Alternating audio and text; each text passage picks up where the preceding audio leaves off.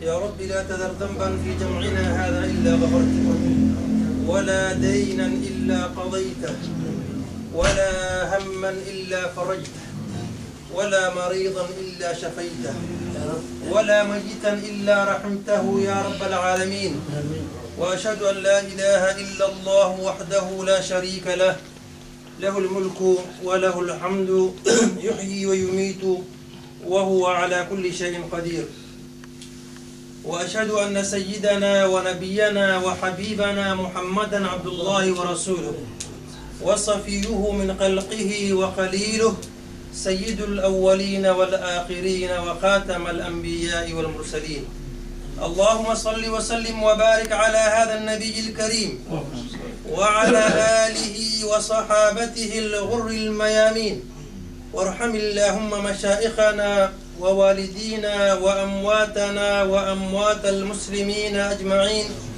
أما بعد، إخوة الإيمان، يا أحباب الحبيب محمد صلى الله عليه وسلم، أحييكم بتحية الإسلام وتحية أهل الجنة، وتحيتهم يوم يلقونه سلام. السلام عليكم ورحمة الله. أعوذ بالله من الشيطان الرجيم. بسم الله الرحمن الرحيم. يا أيها الناس اتقوا ربكم الذي خلقكم من نفس واحدة وخلق منها زوجها وبث منهما رجالا كثيرا ونساء، واتقوا الله الذي تساءلون به والأرحام إن الله كان عليكم رقيبا. أوصي نفسي وإياكم بتقوى الله، فإن تقوى الله وصية الله في الأولين والآخرين. أيها الأحباب، ففي الخطبة الماضية تحدثنا أن رمضان كان قرآنا، وكان صياما، وكان نصرا، وكان قدرا، وكان فتحا، وكان برا في عهد الرسول صلى الله عليه وسلم، وفي عهد السلف الصالح عليهم وعلى نبينا عليهم الصلاة والسلام. أما رمضان فقد أصبح اليوم غريبا عندنا حقيقة. رمضان كان نصرا. متى كان نصرا شهر رمضان؟ كان رمضان نصرا حين تحرك معسكر الشرك بقيادة صناديدها مثل أبي جهل وعتبة والوليد وعتبة،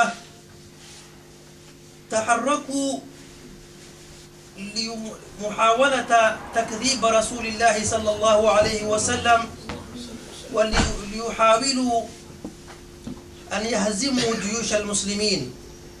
يوم التقى الجمعان كان نصرا يوم التقى الجمعان.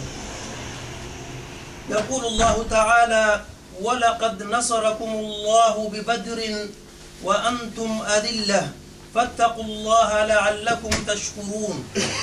رمضان كان نصرا حين خرج معسكر الشرك ب1050 وقفوا أمام 300 وصفهم القائد العظيم محمد صلى الله عليه وسلم بقوله: اللهم إنهم جياع فأطعمهم، اللهم إنهم عراة فاكسهم، اللهم إنهم خفاة فأحملهم.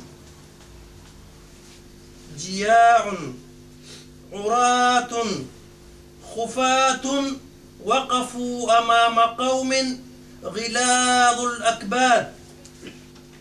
فماذا حدث؟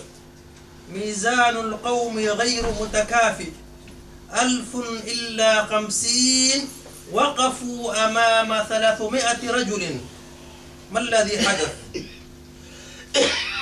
فإذا بالمصطفى صلى الله عليه وسلم يرسل برقية عاجلة إلى من؟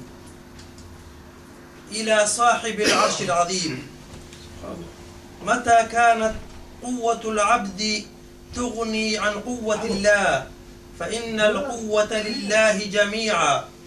وقال المصطفى صلى الله عليه وسلم في برقيته: اللهم إن قريشا قد أخبلت بخيلها وخيلائها تحاول تكذيب نبيك محمد صلى الله عليه وسلم، اللهم فنصرك الذي وعدتني.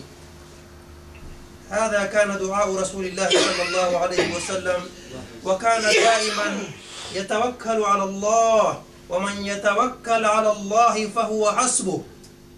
وإذا بالمصطفى صلى الله عليه وسلم تأخذه إغفاء، تنام عيناه ولا ينام قلبه، فإن قلبه دائما في حال حضور مع الله سبحانه وتعالى. ويستيقظ النبي صلى الله عليه وسلم ويقول للصديق: أبشر يا أبا بكر، فيقول له الصديق: مثلك لا يبشر إلا بخير يا رسول الله. ثم يقول المصطفى صلى الله عليه وسلم: يا أبا بكر، إني أرى الآن جبريل آخذا بعنان فرسه يقود 1000 من الملائكة قد هبطوا إلى أرض المعركة. وفي هذا يقول الله سبحانه وتعالى: إذ تستغيثون ربكم فاستجاب لكم أني ممدكم ب1000 من الملائكة مردفين، أي متتابعين. الله سبحانه وتعالى أنزل ملائكة ليقاتلوا في صفوف الموحدين أمام معسكر الشرك. الله سبحانه وتعالى أنزل جيشا من الملائكة، والملائكة أيها الإخوة لا تؤثر الأسلحة لا في أبدانهم ولا في أجسادهم، ولكن السؤال هنا: من الذي علمهم تدريبات العسكرية؟ هل خرجوا من أي كلية حربية في الولايات المتحدة أم في بريطانيا؟ كلا. ومن الذي علمهم تدريبات العسكرية؟ اسمع الله سبحانه وتعالى ويقول: إذ يوحي ربك إلى الملائكة أني معكم. خلاص. إذ يوحي ربك إلى الملائكة فيقول أني معكم.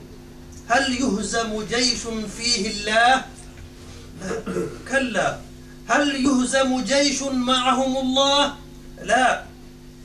ولذا يقول الله ويأمر ملائكته فيقول: فثبتوا الذين آمنوا سألقي في قلوب الذين كفروا الرعب. والرعب أيها الإخوة سلاح من أخطر الأسلحة، فالطيار إذا دب الرعب في قلبه خر من السماء محترقا بطائرته. أما المشاة إذا دب الرعب في قلوبهم ألقوا الأسلحة وولوا مدبرين. أما البحرية إذا دب الرعب في قلوب أصحابها ابتلعت الأمواج. فلذا ألقى الله في قلوب الأعداء أي في قلوب المشركين الرعب. أما بالنسبة للمسلمين يقول تعالى: فأنزل الله عليهم السكينة وأثابهم فتحا قريبا. فما الذي حدث؟ لم تمضي إلا ساعات قليلة حتى قتل من المشركين 70 وأسر 70. أما الذين قتلوا فجلهم من صناديد قريش، منهم الوليد بن المغيرة، ومنهم أبو جهل، ومنهم عتبة بن ربيعة، ومنهم شيبة بن ربيعة، ومنهم الوليد بن عتبة. كل الصناديد كلهم قتلوا في ساحة البدر. ويلبث رسول الله صلى الله عليه وسلم 3 أيام في ساحة المعركة، فلم يغادرها. أيها الإخوة، رمضان كان نصرا وكان فتحا، كل الغزوات وكل الفتوحات. إذا قرأتم التاريخ والسير سترون أن كل الفتوحات قد حدثت في شهر رمضان، لأن شهر رمضان شهر مبارك وشهر نصر